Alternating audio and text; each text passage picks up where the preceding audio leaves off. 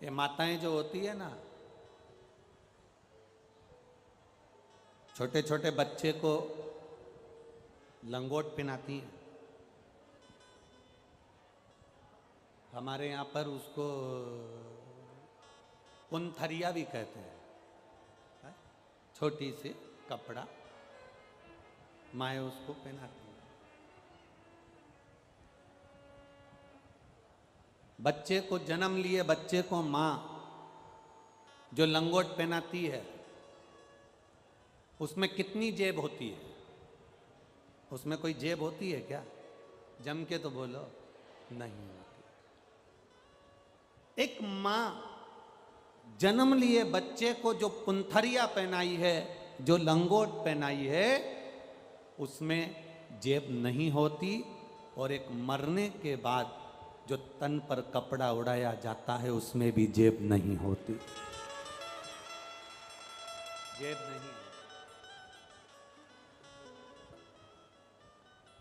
बच्चा जब गोदी में आया तो माँ उसको बिना जेब के लंगोट बांध रही है, क्योंकि माँ ने उसको ज्ञान देना चाहा कि तू जन्म तो लिया है, पर याद रखना कि तू कुछ लेकर नहीं आया है। जो कुछ मिलेगा तुझे तेरे प्रारब्ध से मिलेगा, जो कुछ मिलेगा तुझे तेरी मेहनत से मिलेगा, और जो कुछ मिलेगा तुझे तेरे कर्म के प्रारब्ध से मिलेगा। ये तेरा है।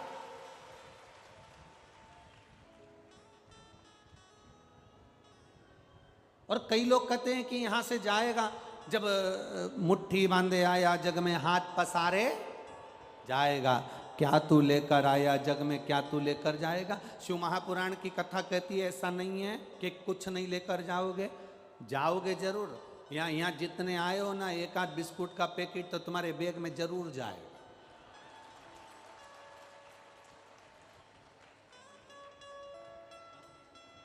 भले तुम हमारे सामने मुंडी हिला दो कि नहीं हम तो कुछ नहीं ले जाएंगे, हम तो कुछ नहीं ले जाएंगे, बिस्कुट का पैकेट नहीं जाएगा, तो यहाँ पर जो पानी गिरा उसकी एक बूंद चिपक कर तुम्हारे साथ जाएगी। जो रज है, मिट्टी है, वो तुम्हारे साथ चिपक कर जाएगी।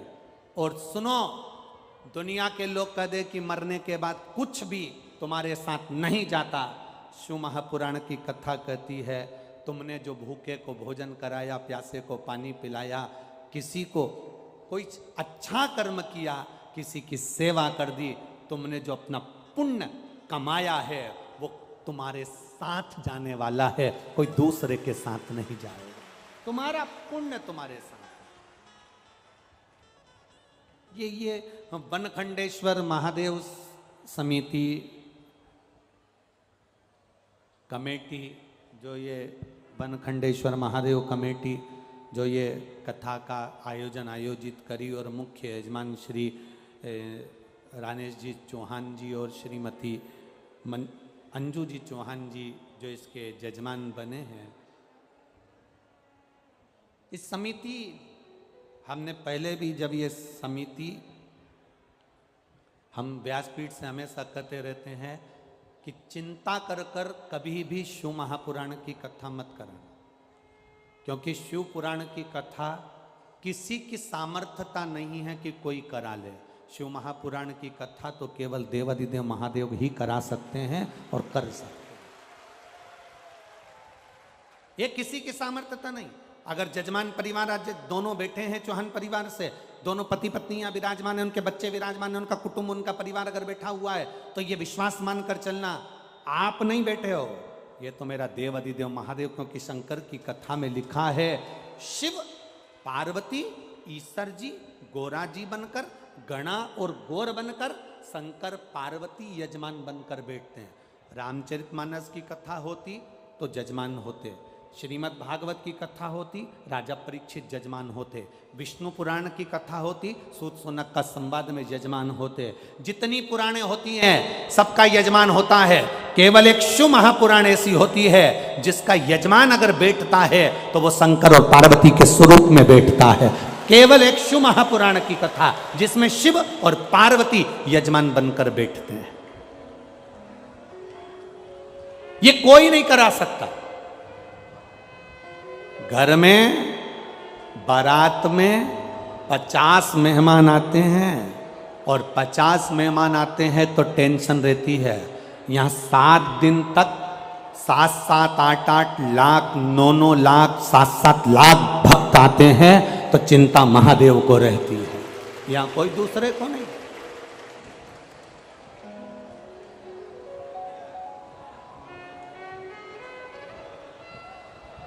ये व्यासपीठ का नियम है, आप कभी विचार करिएगा, कभी एक अंदाजा लगाना।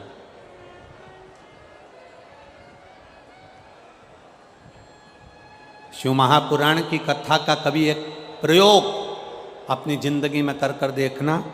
एक भंडारा, जिस भंडारे में आटा, चावल, दाल, शक्कर, सब्जी, तेल, घी सब भर के रख दो,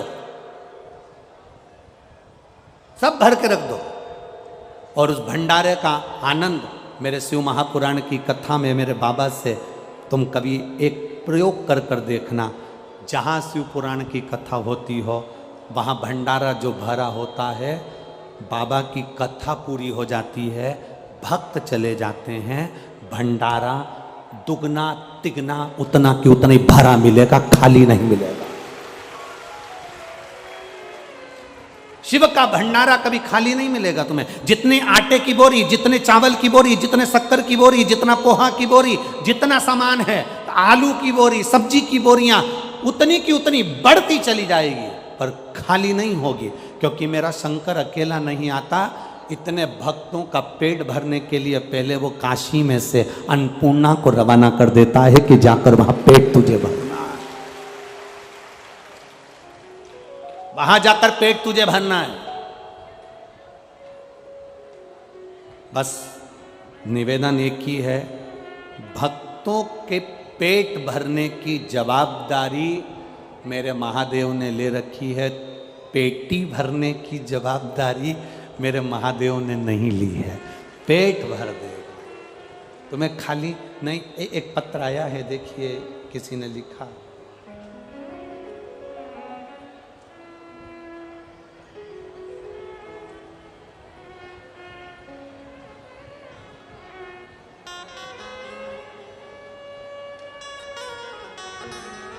ब्रजेश यादव, मैं यहीं मैनपुरी का रहने वाला हूँ। कहीं बैठे हो ब्रजेश जी तो हाथ हिला सकते हैं। ब्रजेश यादव, मैं मैनपुरी का रहने वाला हूँ। गुरुजी, भोले बाबा का क्या बखान करूँ गुरुजी।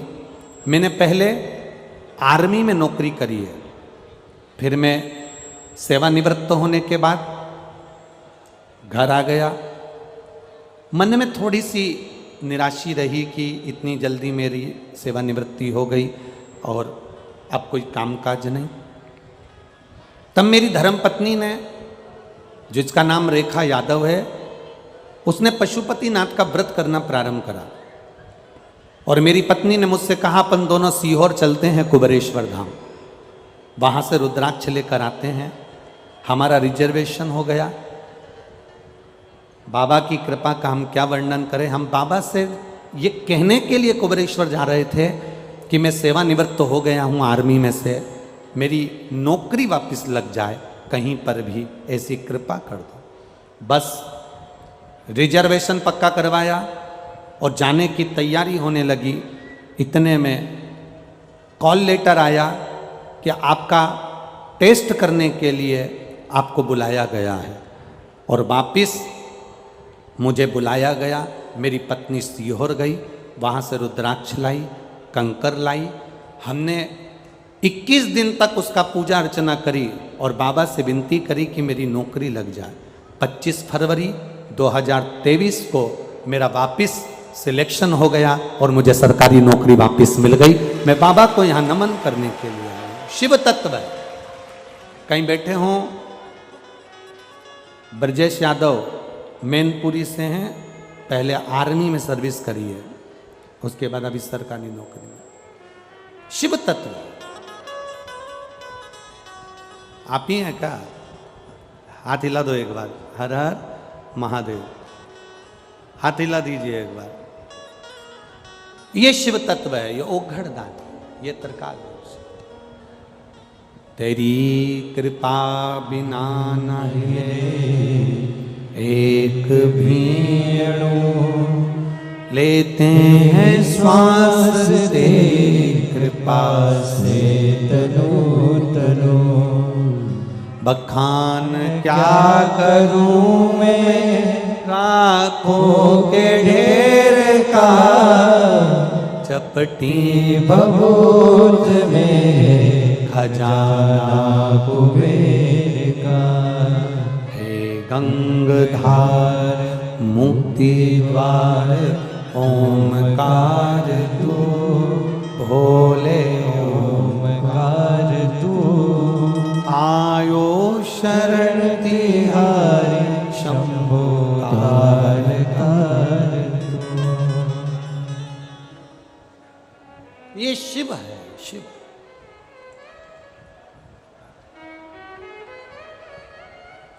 कई लोग कहते हैं गुरुजी आपके कुबेरेश्वर धाम में सीहोर में क्या है, कंकर शंकर में रुद्राक्ष में ऐसा क्या है।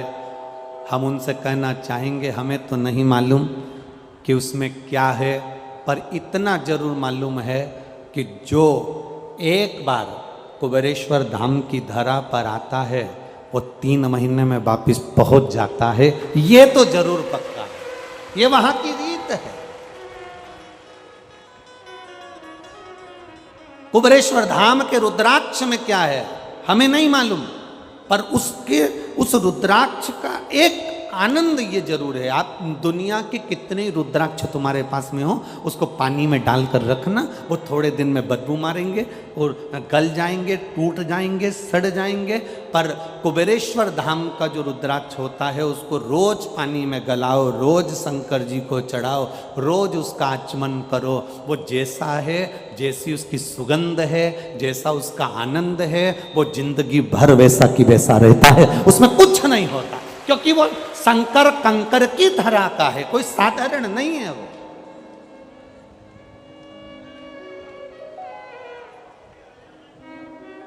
वहां विश्वास है शिव के कंकर में।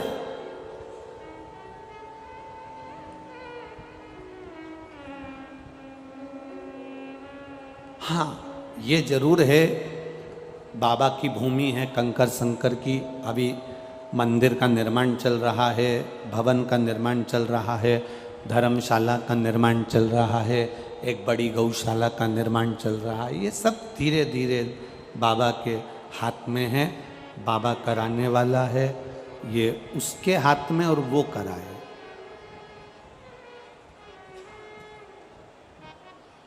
ये उसके हाथ, कितनी कृपा करता है वो, कितनी दया करता है वो, ये उसके ऊपर।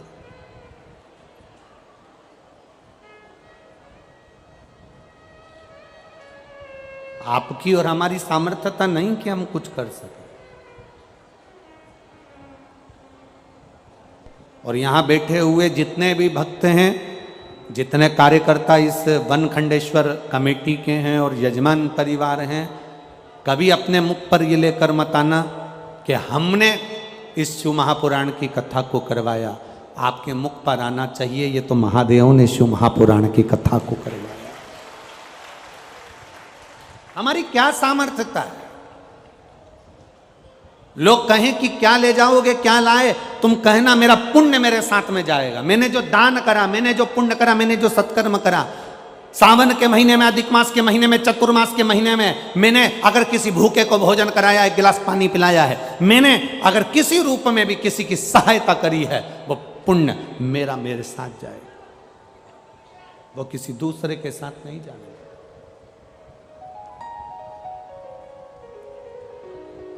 हमारा करा गया कर्म हमारा। बाणासुर शिव का उपासक, एक काम था उसका, बाणासुर का, एक बेलपत्री को शंकर भगवान पर समर्पित करता था। एक बेलपत्र शिव को समर्पित।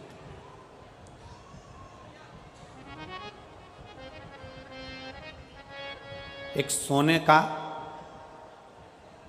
सिंहासन ले लो, आधा किलो का, आधा किलो सोने का सिंहासन बनवाओ, उस पे एक शालिग्राम भगवान की शिला रख दो, उनका श्रृंगार भी सोने से कर दो, हीरे पन्ने से कर दो, और उस सिंहासन को किसी एक ब्राह्मण को अगर हम दान कर दें, उससे दुगना फल एक बेलपत्री शंकर भगवान को समर्पित करने से प्राप्त हो जाता है। सोने के सिंहासन पर बिठाकर भी शालिग्राम शिला को हम किसी को दे रहे हैं, जितना पुण्य वो प्राप्त होगा उससे दुगना पुण्य एक बेलपत्र शंकर भगवान को मात्र समर्पित कर देने से उतना पुण्य हमारे खाते में पहुंच जाता है। एक बेलपत्र, एक बेलपत्र साधारण है क्या? ये बेलपत्र कोई सहज है क्या?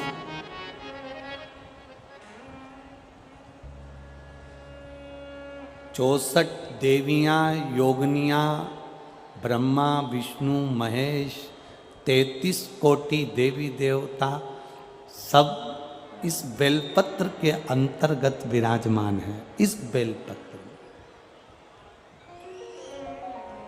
बारिश का मौसम चल रहा है, सावन भादो, ये सब बारिश के मौसम है। आप जिंदगी में एक काम अच्छा करिएगा, अपनी इस मनुष्य की देह से एक बेलपत्री का वृक्ष कहीं ना कहीं जरूर लगा देना, जिससे आप संसार से भले चले जाओ पर आपके द्वारा वृक्ष पृथ्वी पर रहे और उसकी पत्ती टूटकर महादेव को चढ़ती रहे, तो हमारी जिंदगी सार्थक हो। एक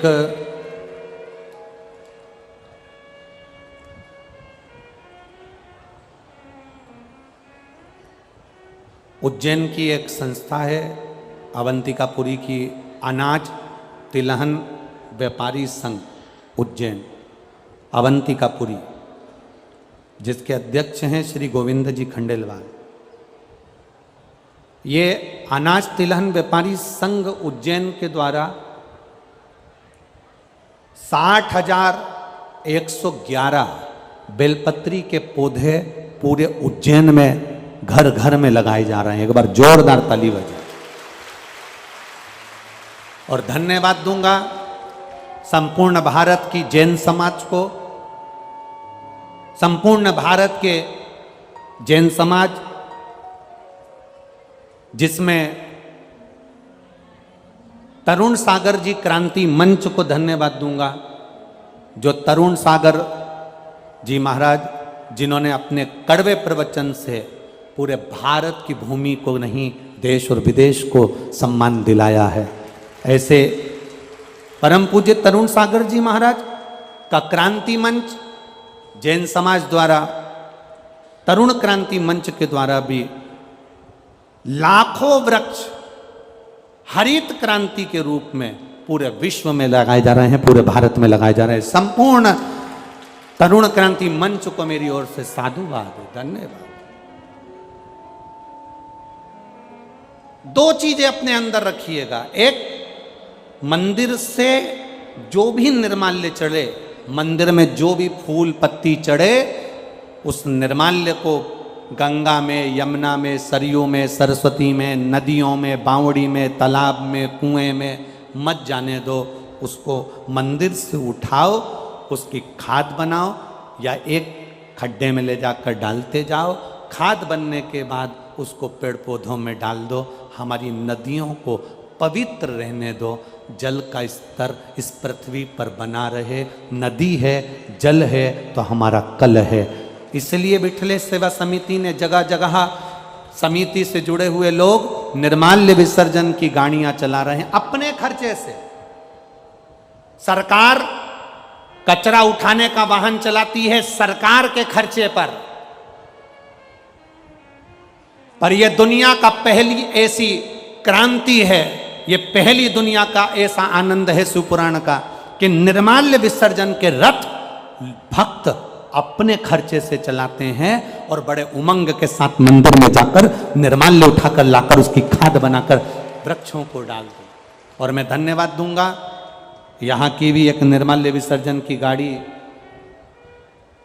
एक कलपत्र था उसमें वर्णन था, शायद नीचे रखा होगा, एक निर्माल्य विसर्जन की गाड़ी। कल भी भक्त आए थे कि हमारी गाड़ी यहीं खड़ी है, आप चलिए, पर भीड़ अधिक होने के कारण बस हम उस गाड़ी के पास नहीं जा पाए। तो निर्माल्य विसर्जन की गाड़ी जो भक्त चला रहे हैं अपने अपने नगर नगर में, शहर शहर में, गांव गांव में, उनको धन्यवाद, साधुवाद। स्वच्छ रखिए। हमारे परदादा ने पानी को नदी तालाब में देखा है, हमारे दादा ने पानी को कुएं और बावड़ी में देखा है, हमारे पिताजी ने पानी को घर में नलों में देखा है, हमने पानी को बोतल में देखा है। 2-4 पीढ़ी और आएगी ना तो पानी को फोटो में देखेगी, केवल फोटो। उस पानी को रक्षित करिए, सुरक्षित करिए, उस जल को बचाने का प्रयास करिए। अपने जीवन की सार्थकता के साथ में एक वृक्ष बेलपत्री का अवश्य लगाएं और कहीं ना कहीं अपने हाथ से एक पौधा अवश्य लगाएं, जिससे आने वाले समय में ये पूरी पृथ्वी हरी बनी रहे। और जो कोरोना काल में ऑक्सीजन की जो कमी पड़ी थी, अगर आपने वृक्ष लगाया तो जिंदगी में अगर कोई बीमारी भी आ गई ना तो हमको ऑक्सीजन की कमी ना पड़े और ये वृक्ष हमारा साथ दे जाए, ये वृक्ष हमारा साथ। बाणासुर का एक नियम था, बाणासुर का एक नियम बड़ा भारी था, एक बेलपत्र शंकर भगवान को समर्पित करना, शिवलिंग का निर्माण करना, बेलपत्र समर्पित करना। सारी तप साधना व्रत का पुण्य है एक बेलपत्र शिव को समर्पित करना। पहले शुरू में जब हमने शिव महापुराण की कथा वाचना प्रारंभ करी थी, अब तो जितने भी वक्ता हैं बाबा की कृपा से ऐसी क्रांति है शिव पुराण की आई कि सब अब शिव पुराण वाचने लगे। जब हमने शुरुआत में जब शिव पुराण की कथा वाचना प्रारंभ करी थी, उस समय पर शिव पुराण कोई ना वाचता था। शिव पुराण की कथा जब वाचना प्रारंभ करी, जब हम व्यासपीठ से कहते थे कि एक बेलपत्र चढ़ी हुई खाइए, वो शुगर, बीपी, थायराइड, सोरासिस, गठिया, हार्ट, ये सब में काम करेगी। तो लोग हंसते थे, बहुत कमेंट्स करते थे, बहुत आड़ा टेढ़ा बोलते थे, बहुत बोलते थे। शंकर भगवान पर चढ़ा हुआ बेलपत्र खिला रहे हो, शिव जी पर चढ़ी हुई तो कोई वस्तु नहीं खाना चाहिए, शंकर भगवान पर चढ़ा हुआ कोई सामान नहीं लेना चाहिए। बहुत कमेंट्स करते थे लोग, आप शब्द बोलते थे, ताने देते थे, गालियां देते थे। आज भी दुनिया के कई लोग ऐसे हैं कि आज भी बोलने में पीछे नहीं हटते। तो हमारा निवेदन, धीरे धीरे लोगों ने इस बेलपत्र को खाना चालू करा, शुगर, बीपी, थायराइड सब उनका ठीक होना चालू हुआ। तो फिर साइंस के लोगों ने भी रिसर्च करा कि इस बेलपत्री में ऐसा क्या है जिससे लोगों की शुगर, बीपी, थायराइड, सोराइसिस सब ठीक हो रहा है। तब मालूम पड़ा कि एक बेलपत्री में वो तत्व छुपा हुआ है जो हमारे शुगर के अंदर के सारे तत्वों को समाप्त कर कर शुगर को लेवल में लाकर खड़ा कर देता है और बीपी को लेवल में लेकर आ जाता है। एक बेलपत्र, एक बेलपत्र।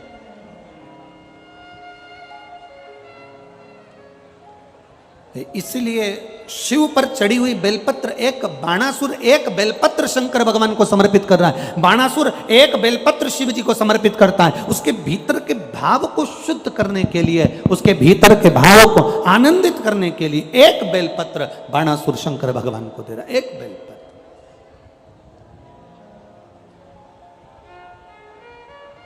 फिर निवेदन करेंगे, आपके पास में बेलपत्र नहीं है मंदिर चले गए हो, बेलपत्र नहीं आपके पास में, मंदिर में जो बेलपत्र चढ़ी हुई हो उसको उठा लो, धो लो, बाबा से विनती कर कर वही बेलपत्र देवाधिदेव महादेव को वापिस समर्पित कर दो। शिव उसे स्वीकार कर लेंगे, शंकर उसे।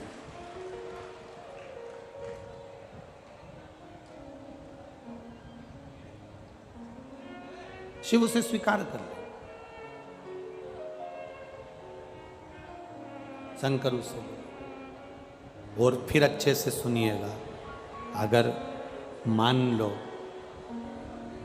बेलपत्र भी नहीं है, मान लो बेलपत्र भी नहीं है, कोई पुष्प भी नहीं है, चढ़ाने के लिए एक लोटा जल भी नहीं है,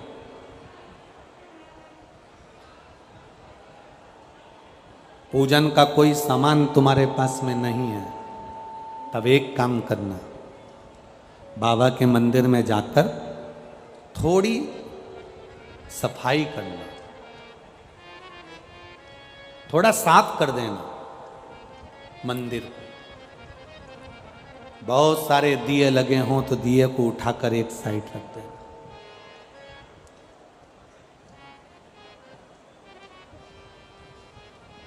मोहल्ले की 50 माताएं अगर पशुपतिनाथ का व्रत कर रही हैं तो मोहल्ले की 1-2 माता ऐसी हो जो पशुपति व्रत करने के लिए अगर माताएं मंदिर के अंदर आती हैं तो तुम 2-3 बर्तन मंदिर के अंदर रखो। कोई प्रसाद रख कर गया है उसको उठाकर बर्तन में खाली करो और शाम के समय आरती के बाद सारा प्रसाद बच्चों को, बड़ों को, जिसको बांट सकते, जिसका व्रत ना हो पशुपतिनाथ। कोई अगर पशुपतिनाथ का व्रत कर कर गई है, प्रसाद मंदिर में रखकर चली गई है, दिए मंदिर में रखकर चली गई है, फिर निवेदन करूंगा। एक पत्र किसी बेटी ने लिखा है कि मैं बड़ी दुखी हूं, मुझे बहुत कष्ट है और मैं अपनी कष्ट की जिंदगी जी रही हूं। मैं उस बेटी से निवेदन करूंगा, बेटा किसी के सामने जाकर हाथ मत फैलाना। तो पशुपतिनाथ के व्रत अगर कोई माताएं कर कर जा रही हैं, कोई लोग कर कर जा रहे हैं, वहां दिए छोड़कर चले गए, प्रसाद छोड़कर चले गए, तो उन्हीं को संभाल कर एक साइड रख, उस प्रसाद को उठाकर मंदिर में अगर पुजारी हो तो बात दूसरी है, नहीं तो तुम सेवा कर रहे हो, उठाकर किसी भूखे को खिलाना चालू कर दे। तुझे जो पुण्य मिलेगा तो दूसरी बार कथा में मिलेगी तो ये कहेगी कि मेरे को बाबा ने भंडार भर कर दे दिया। नहीं है तुम्हारे पास में बेलपत्र, नहीं है तुम्हारे पास में जल, नहीं है तुम्हारे पास में चावल, नहीं है तुम्हारे पास में एक लोटा पानी, मत चढ़ाओ। आप बाबा के मंदिर की चाकरी करो। मेरे भोले तेरी नौकरी सबसे बढ़िया है, सबसे खरी, तेरे दरवाजे की चाकरी सबसे बढ़िया है, सबसे खरी। का जब गुल खिला तब जा कर के ये दर मिला, हो तेरी किस्मत का जब गुल खिला तब जा कर के ये दर मिला। मिल गई मुझको चौखट तेरी सबसे बढ़िया है, सबसे खरी, भोले बाबा तेरी नौकरी सबसे बढ़िया है, सबसे खरी। जब से तेरा गुलाम हो गया, किसके गुलाम? महादेव के।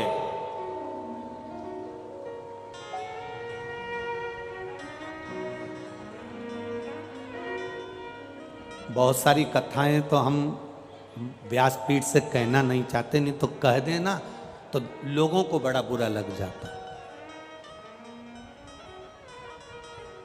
दुनिया के लोगों को तुरंत काली मिर्ची तुरंत लग जाती। जितनी बार हम अभिषेक करवाते हैं उतनी बार काली मिर्ची तो लगती है लोगों को, पर अलग से भी लग जाती है। इस चक्कर में हम बहुत सारी बातें तो कहते नहीं हैं, हम बहुत सी चीज़ें नहीं कहते। हम इतना जरूर कहना चाहेंगे, आप दूसरे का झंडा उठाकर चलते हो, दूसरे की जय जयकार कर कर चलते हो, दूसरे की गुलामी कर कर चलते हो, एक बार मेरे महादेव की कावड़ उठाकर उसका जय जयकार कर कर उसकी गुलामी कर कर देखना। एक बार उसकी गुलामी कर कर देखो। दूसरे की गुलामी करोगे, उसको पद मिल गया, प्रतिष्ठा मिल गई, तुम्हें 5 मिनट में भूल जाएगा। कौन? ऐसे ढेर आते हैं, कौन? हम नहीं पहचानते हैं। जब तक पद प्रतिष्ठा नहीं तब तक जानेंगे। पद प्रतिष्ठा मिली गया, पर मेरा महादेव जल चढ़ाने वाले को, मेरा महादेव सेवा करने वाले को कभी नहीं भूलता, उसको गले से लगा लेता है और जिंदगी सवार देता है। वो मेरा महादेव है। जब से तेरा गुलाम हो गया, तब से मेरा भी नाम हो गया। जब से तेरा गुलाम हो गया, तब से मेरा भी नाम हो गया। जिस भूमि पर कुबेरेश्वर धाम है, जिस भूमि पर कुबेर बाबा का यह मंदिर है, जिस भूमि पर कुबेरेश्वर धाम का कंकर शंकर है, ये कुबेरेश्वर धाम सीहोर का जंगल के अंदर था। कोई नहीं जाता था, अंधेरा हो जाता था, वहां कोई पहुंचता नहीं था, गाड़ियां भी नहीं जाती थी, क्योंकि मेन रोड से, हाईवे से अंदर कौन जाता।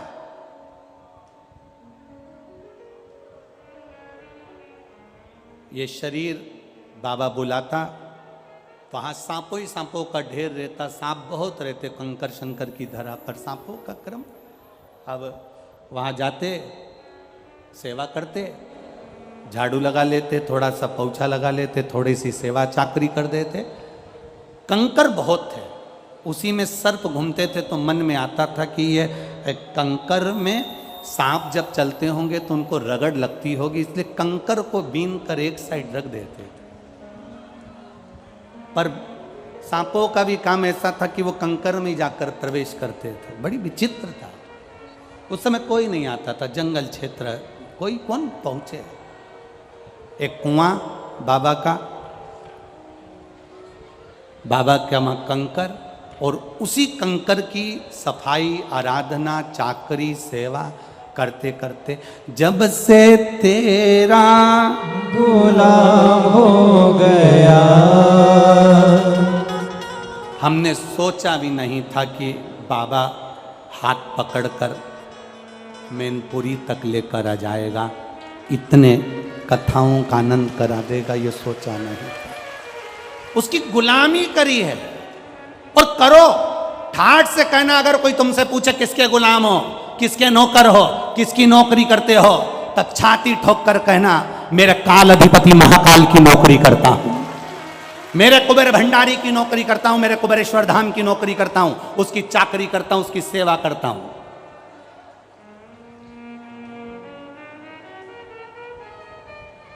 कोई पद है तुम्हारे पास में?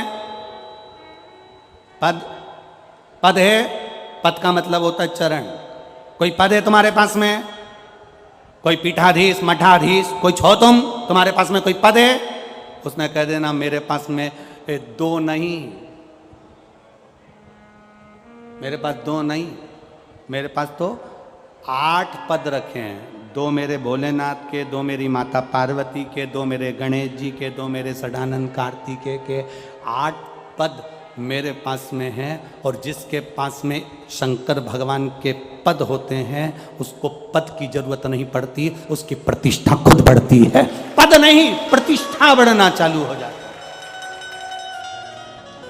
कालाधिपति के चरण पकड़े हैं जिसने, शंकर के चरण पकड़े हैं जिसने। जब से तेरा बोला हो गया, तब से मेरा भी नाम हो गया। जब से तेरा सब बोलिए, बोला हो गया, तब से मेरा भी नाम हो गया। वरना औकात क्या थी मेरी, वरना औकात क्या थी मेरी, सबसे बढ़िया है सबसे खरी। क्या औकात थी?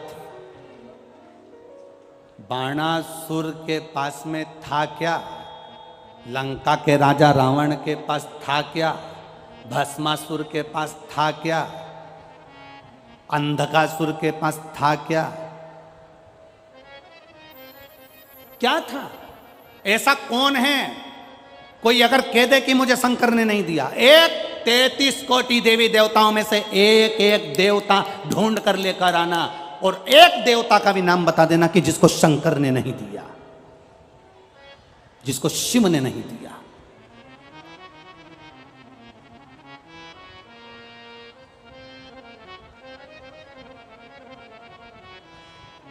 राजा अच के घर में दशरथ जैसे बेटे दिए, राजा दशरथ के घर में राम जैसा बेटा दिया, राजा राम के घर में लवकुश जैसे बेटे दिए। ये उसकी ही तो कृपा है, और कौन देता? भगवान कृष्ण के घर में 1,77,186 बच्चे दिए, ये उसी की तो कृपा है। कौन देता?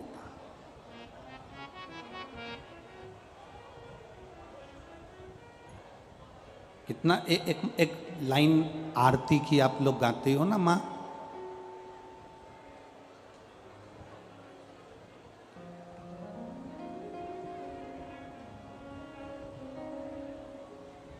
सतियों के सत को सवारता भी वही है,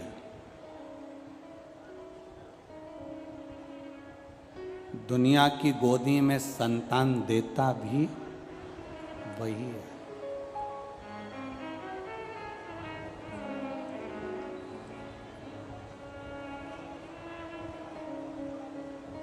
सब कुछ दिया उसने।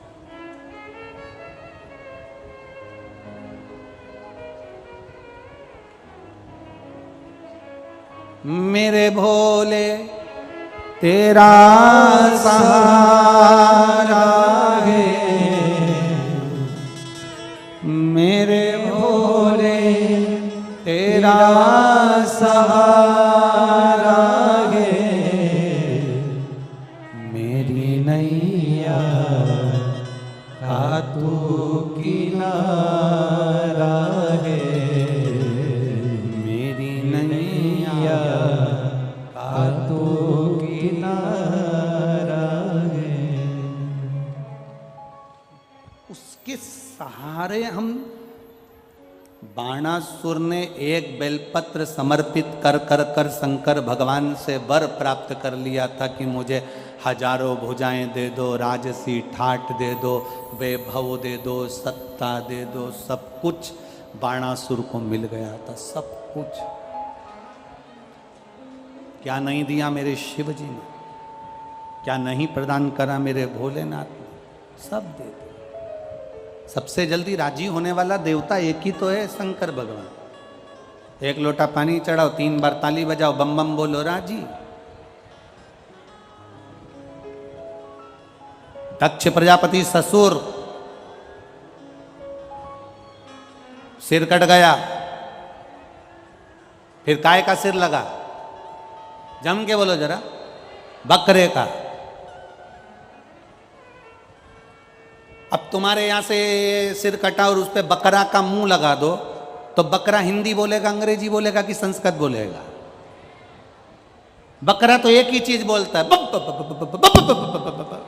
अब बकरा जैसे ही बप बप बप बप बोला, बकरे, दक्ष प्रजापति को सिर लगा था बकरे का, अपने जमाई की, शिव की स्तुति कैसे करे? तो बकरा हिंदी नहीं बोल पाया, संस्कृत नहीं बोल पाया, अंग्रेजी नहीं बोल पाया, मराठी गुजराती नहीं बोल पाया, बस मुंह से बब बब बब बब बोला। शंकर जी इतने खुश हो गए, मेरा ससुर कितनी अच्छी स्तुति कर रहा है, मेरा ससुर इतनी जोरदार स्तुति कर रहा है। शंकर भगवान ने उसी समय अपने ससुर के सामने दर्शन दे दिया। ससुर के सामने जिस दिन बकरे ने बब बब बब बब बोला और शिव जी प्रसन्न हुए, शंकर भगवान ने उसी दिन कह दिया, सुनो दक्ष प्रजापति, तुमने बकरे का मुख लगने के बाद भी मेरी स्तुति करी है, जो मेरे मंदिर में आकर बम बम बोलेगा समझ लूंगा कि मेरा ससुर आया है और उसको भंडार भर दूंगा। अब जितने भी मंदिर में जाते हैं वो चिल्ला चिल्ला कर कहते हैं बम बम भोले, तो शंकर भगवान समझ जाते हैं मेरा ससुर आया।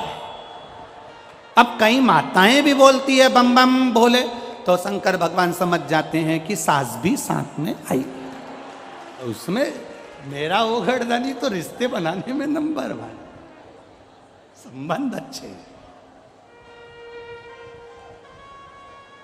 अब तुम्हारा और शंकर जी का रिश्ता कौन सा हो गया?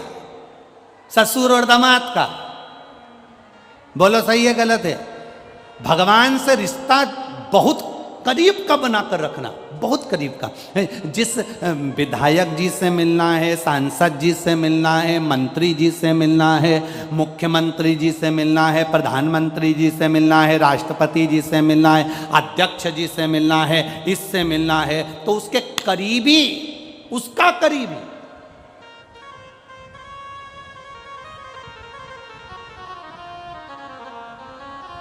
तुम जाओ किसी के यहाँ मंत्री संतरी कलंतरी के यहाँ पहुंचो और जाकर कहो, अंदर जाकर बोल दो भेरू सिंह आया है। दरवाजे पे जितने लोग खड़े होंगे ना, वो भेरू सिंह के बाहर निकाल के सिंदूर चढ़ा देंगे। चलो निकलो बाहर, निकल जाओ यहां से बाहर। अरे जाकर तो बोलो भेरू सिंह आया है। अब मंत्री जी को भी कह दिया साहब कि भेरू सिंह आया है। मंत्री जी के ऐसा भेरू तो ना जाने कितना है, निकल बाहर। अब इतने में जाते से कह दिया, जाकर कहो मंत्री जी से, जाकर कहो मंत्री जी से कि तुम्हारी साला आया है। साला मंत्री लिया, अंदर लिया, जल्दी जा अंदर लेके आ उसको। जाकर कह दो मामा जी का छोरा आया है, अंदर लेके आ। मौसी का बेटा आया, अंदर लेकर आ। रिश्ता बना है ना, इसलिए उसको अंदर बुलाना पड़ेगा। तुम मेरे महादेव से बाप बेटी का, बहन भाई का, माता पिता का एक रिश्ता ऐसा बना लो कि बाबा भी कह दे इसको कुबेर का भंडार दे दे, ला अंदर ला, बुला इसको अंदर। संबंध ऐसा बनाना, रिश्तेदारी अच्छी बनाओगे। रिश्तेदारी अगर अच्छी है तो नहीं तो मालूम पड़े तुम अगर आपकी अगर रिश्तेदारी दमदार नहीं है तो फिर तो तुम यहाँ बाहर खड़े होके चिल्लाते रहो साहब अंदर जाके बोलो कि हम आए, हम अंदर जाके बोलो हम आए। कौन बोले?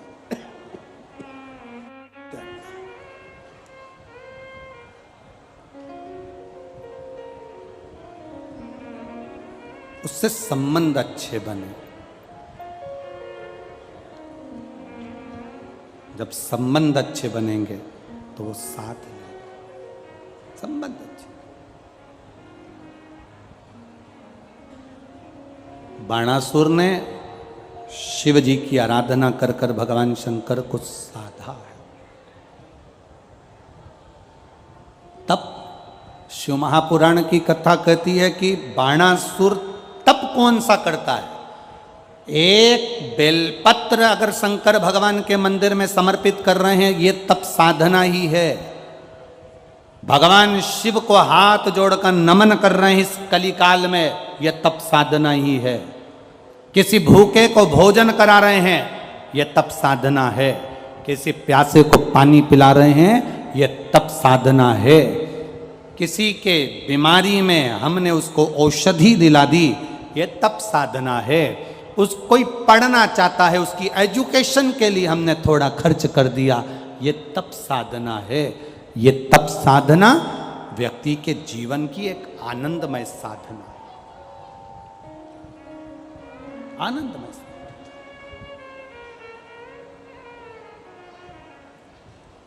ये कथा जब पूरी हो जाएगी, आज 28 तारीख को यहाँ आज कथा पूरी होगी, 2 दिन के बाद में 1 तारीख से फिर वो कथा तिल्दा नेवरा छत्तीसगढ़ में प्रारंभ हो जाएगी। इस कथा का नाम है तप, शिव महापुराण की कथा। वहाँ जो कथा होगी उसका नाम है कावड़, शिव महापुराण की कथा।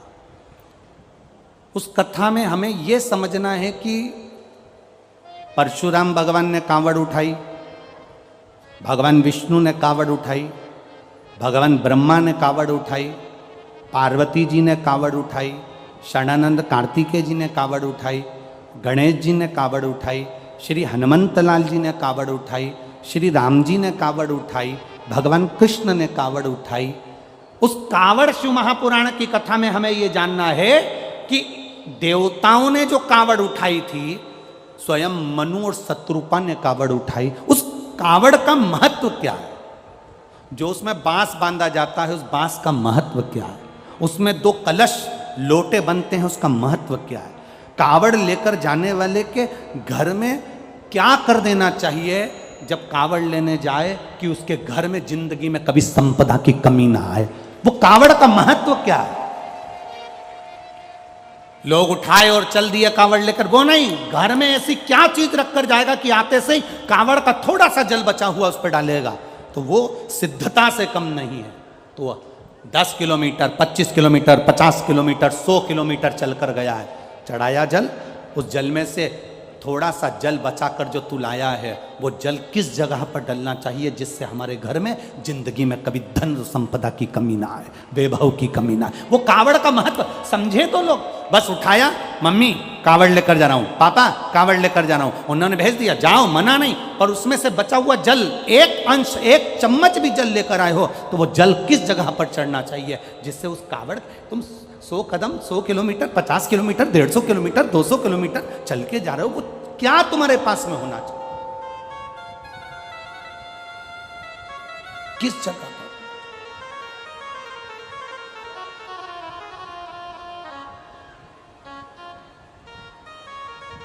गणेश जी की धर्मपत्नी रिद्धि ने अपने पिता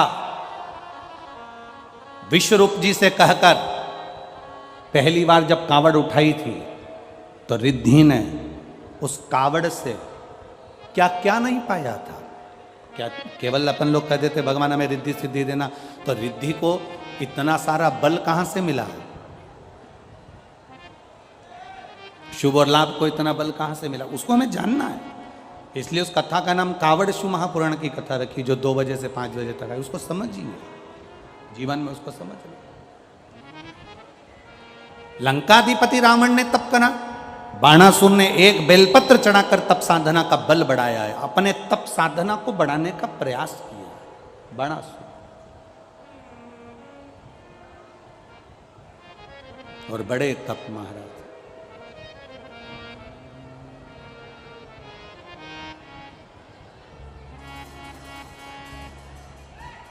मैं तो बैठी थी गंगा किनारे, मैं तो बैठी थी गंगा किनारे,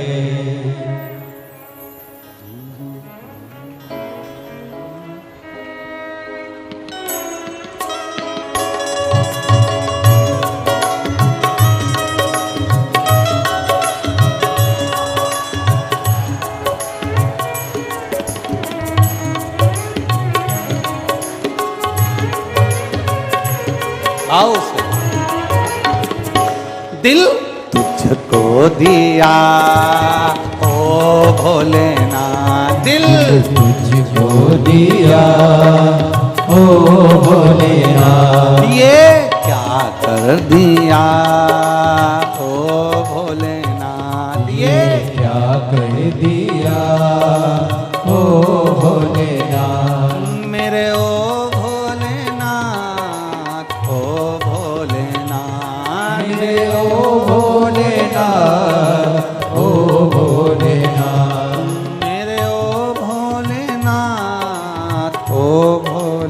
भोलेनाथ मेरे ओ भोलेनाथ, ओ भोलेनाथ। दिल तुझको दिया ओ भोलेनाथ, दिल तुझको दिया ओ भोलेनाथ। ये क्या कर दिया ओ भोलेनाथ, ये क्या कर दिया ओ भोलेनाथ।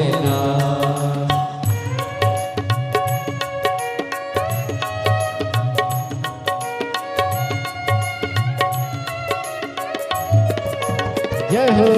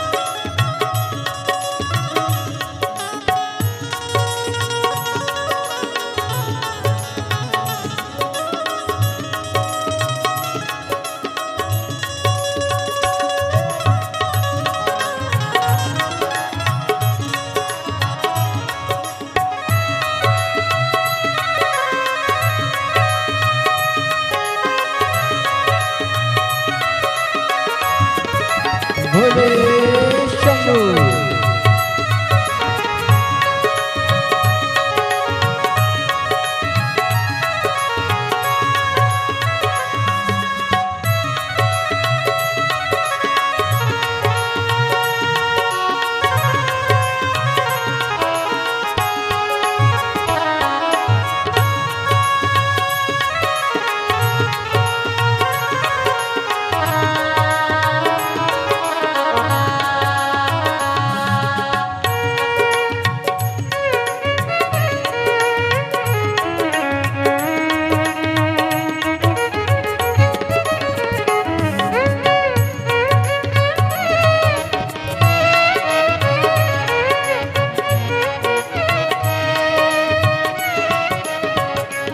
तेरे चरणों में ध्यान लगाया, तेरे चरणों में ध्यान लगाया, तेरे चरणों में ध्यान लगाया, तेरे चरणों में ध्यान लगाया।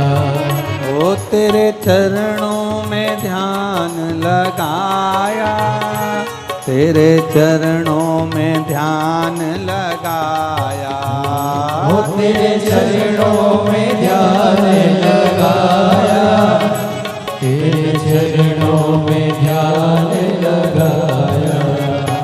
मुझे अपना लिया ओ भोलेनाथ, मुझे अपना लिया ओ भोलेनाथ। दिल तुझ तुझको दिया ओ भोलेनाथ, दिल तुझको दिया ओ भोलेनाथ, मेरे ओ भोलेनाथ, ओ भोलेनाथ, मेरे ओ भोलेनाथ, ओ भोलेनाथ, मेरे ओ भोलेनाथ, ओ भोलेनाथ, मेरे ओ भोलेनाथ, ओ भोलेनाथ, दिल तुझको दिया ओ भोलेनाथ, दिल तुझको दिया ओ भोलेनाथ, ये क्या कर दिया ओ भोलेनाथ, ये क्या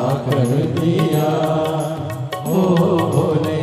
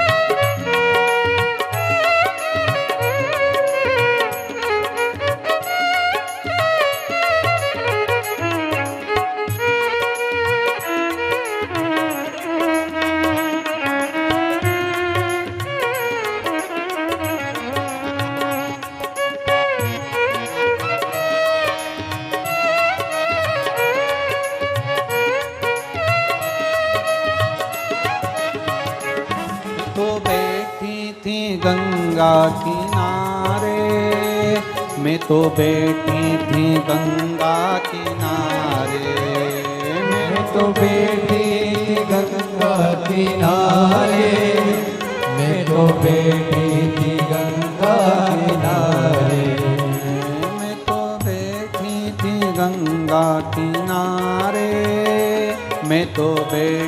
थी गंगा किनारे। मैं तो बैठी थी गंगा किनारे, मैं तो बैठी थी गंगा किनारे। आके दर्शन दिया ओ भोलेनाथ, आके दर्शन दिया ओ भोलेनाथ। दिल तुझको दिया ओ भोलेनाथ, दिल तुझको दिया ओ भोलेनाथ। मेरे ओ भोलेनाथ, ओ भोलेनाथ, मेरे ओ भोलेनाथ, ओ भोलेनाथ। मेरे ओ भोलेनाथ, ओ भोलेनाथ, मेरे ओ भोलेनाथ, ओ भोलेनाथ। दिल तुझको दिया ओ भोलेनाथ, दिल तुझको दिया ओ भोलेनाथ। ये क्या कर दिया ओ भोलेनाथ, ये क्या कर दिया ओ भोलेनाथ। दिल तुझको दिया ओ भोलेनाथ, दिल तुझको दिया ओ भोलेनाथ। ये क्या कर दिया ओ भोलेनाथ, ये क्या कर दिया ओ भोलेनाथ। हार हार। महादेव है। अपने स्थान पर बैठकर जहां जगह मिल जाए वहां बैठ जाओ। आज कथा का विराम दिवस है। बाबा से दिल से अपने मन की बात भगवान देवाधिदेव महादेव से कहना।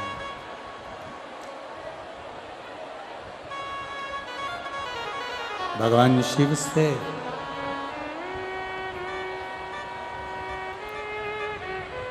कथा के इस पंडाल में बैठकर जितने लोग आस्था चैनल के माध्यम से घर पर कथा सुन रहे हैं वो, जितने मोबाइल पर कथा सुन रहे हैं वो,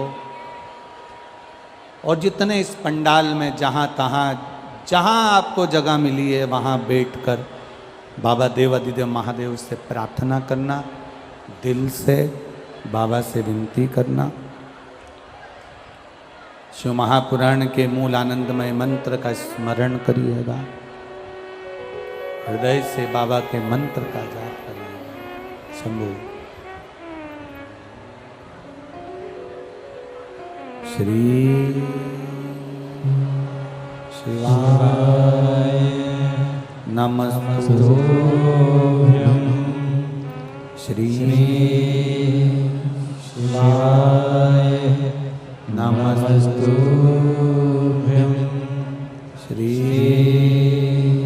शिवाय नमस्तुभ्यं, श्री शिवाय नमस्तुभ्यं,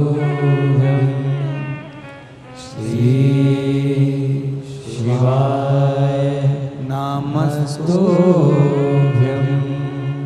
भोला सब दुख काटो मारा, ओ भोला सब दुख काटो मारा।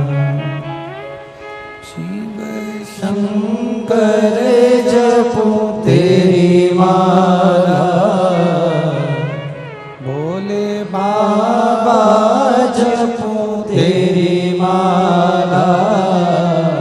भोला सब दुख काटो मारा, ओ भोला सब दुख काटो मारा। वेश मंगल मंगलकारी, वैश्य मंगल मंगलकारी।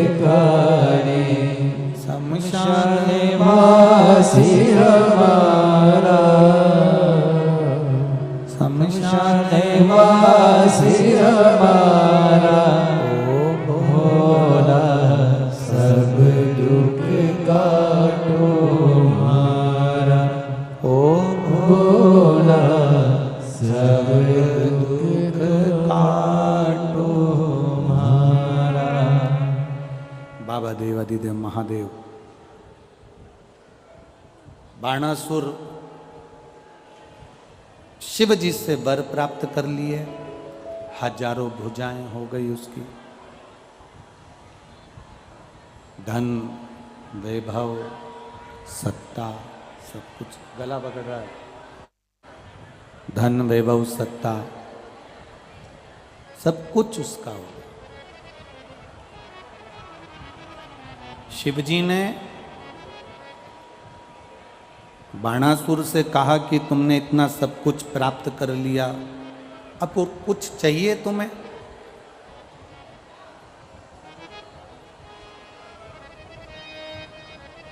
बाणासुर कहते हैं बस इतना सा और कृपा कर दो, एक दया और कर दीजिए।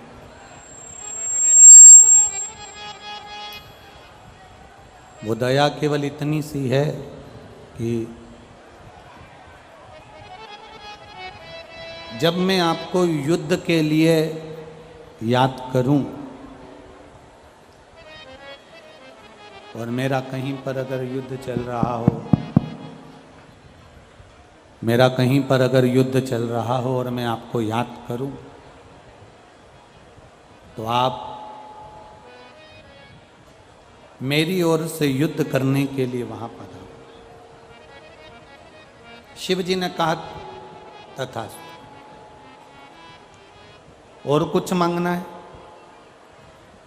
और कुछ चाहिए? एक वर और दे दो कि मैं कभी मरूं ना, मेरे कभी प्राण छूटे ही नहीं,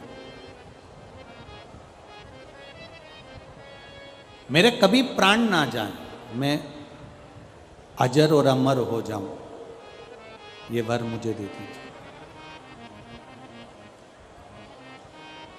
अब देखिए,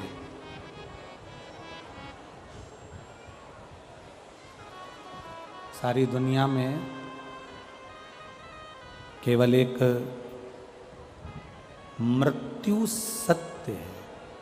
संपूर्ण दुनिया में केवल एक मृत्यु की सत्यता है।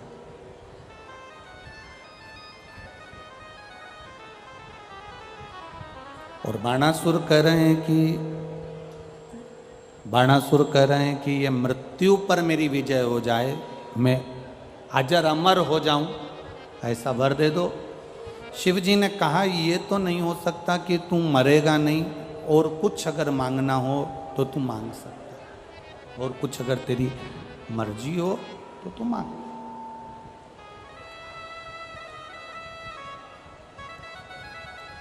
मरेगा तो ये निश्चित है कि मृत्यु निश्चित है, मौत आएगी, ये भी पक्का है।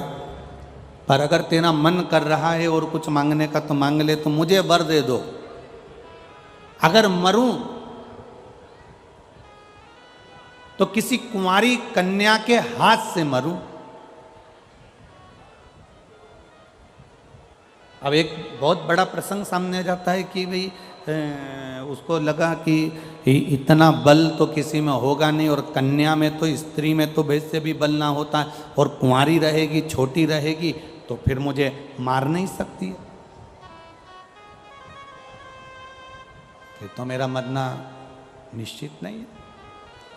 अगर मरूं तो कोई कुंवारी कन्या के हाथ से मरूं, कुंवारी कन्या के हाथ से मेरे प्राण जाए। ठीक है, तथास्तु, भगवान शिव ने कह दिया, तथास्तु।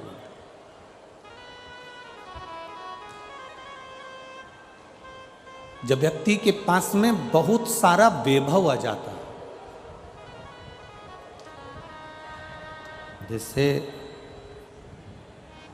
बाणासुर के पास में शंभु शंभु शंभु, बाणासुर के पास में जैसे बहुत सारे हाथ आ गए, थोड़ा डीले कम कर दो।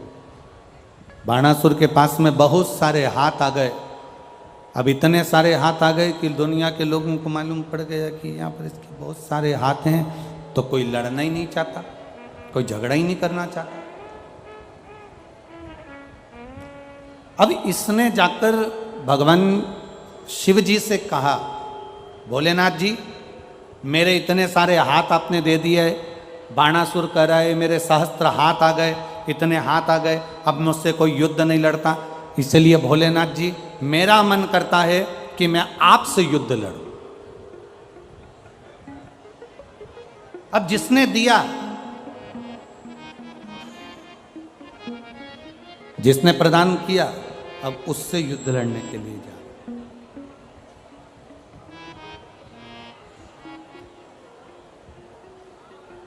शिव जी ने मन में सोचा, पार्वती जी देख रही थी, पार्वती जी को देखते हुए बाबा भोलेनाथ जी ने कहा कि अगर पार्वती, अगर मैं इससे युद्ध लड़ता हूं ना, अगर मैं इससे युद्ध लड़ने के लिए जाऊंगा, इससे अगर मैं युद्ध लड़ूंगा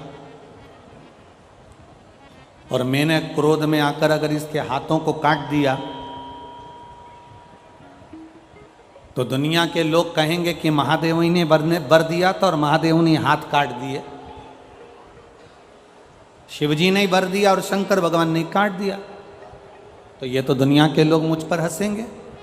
इसलिए भोलेनाथ जी ने कहा कि मैं इससे युद्ध नहीं लड़ सकता। तो शंकर भगवान ने कहा कि तुम चिंता मत करो, तुम मुझसे युद्ध लड़ने के लिए आए हो ना, टेंशन मत लो, समय आएगा